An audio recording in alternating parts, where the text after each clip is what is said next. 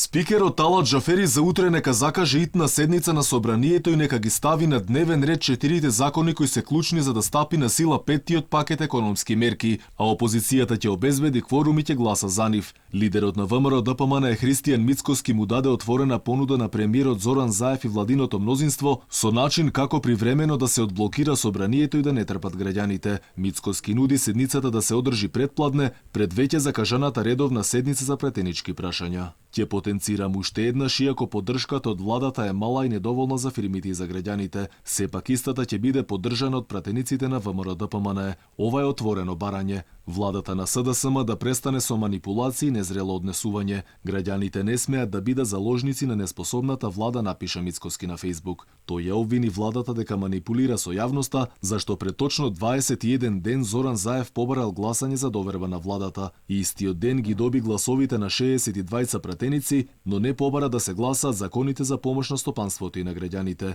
Премиерот Заев се уште тактизира и не одговори директно дали ја прифаќа понудата на Мицкоски. Најави дека утре ќе имал средба со собранискиот спикер на која ќе се разговара што е прифатливо за час поскоро да се изгласаат законите, но смета дека работата на собранието ќе се откочела откако заболените пратеници ќе оздравеле.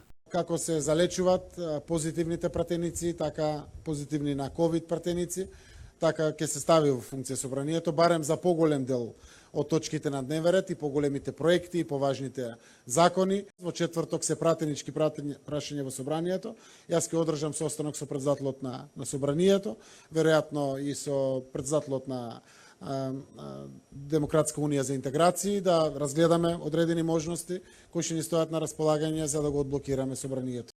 Разочарани од неодговорноста на собранието се и од Сојузот на стопански комори. Даниел Арсовска вели дека малите и средни компании немаат резерви за да ја одржат ликвидноста. Пратениците имаат одговорност пред граѓаните да работат во нивен интерес, а доколку не се способни за истото, секогаш можат да ги вратат мандатите.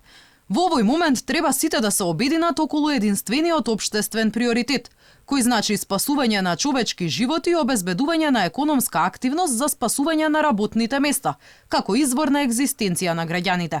Треба да се заборави на добивање ситни политички поени.